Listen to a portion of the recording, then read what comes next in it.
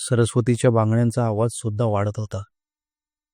तेवढ्यात गणपतने दरवाजा उघडला आणि तिला आतमध्ये बोलावले.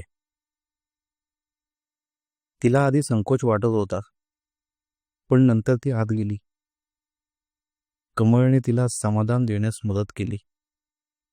कमळने गणपतला सांगितले की माझ्या वाटेचं प्रेम तू हिला दे, आणि गणपतने सुद्धा दोघींनाही समान प्रेम दिले, ज्यामुळे दोघीही समाधानी झाल्या.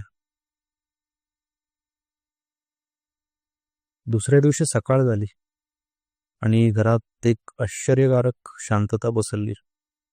सरस्वतीने चहा बनवला. कमळ स्वयंपाकात मदत करायला पुढे सरसावली. त्याच क्षणी घरातलं वातावरण बदललं. त्या दोघींनी एकमेकांकडे पाहिलं आणि हळूच संवाद सुरू झाला. सरस्वतीने कमळकडे पाहून किंचित हसत विचारले, तुझं नाव खरंच कमळ? माझ्या या साध्या घरात तुझे पाय कसे रुळतील?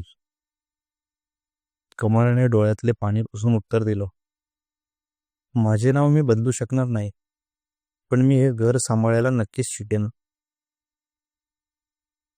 गणपत दाराशी उभा होता.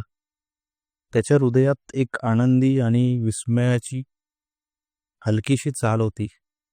त्याला जाणवले की या दोघींच्या दृष्टीने नातं वेगळ्या रूपात तयार होत आहे.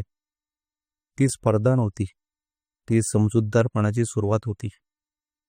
सरस्वतीने कमळला स्वतःच्या हातातील तुपाचे छोटे वाडगे देत प्रेमाने बोलावले, आपण एकत्र काम करूया.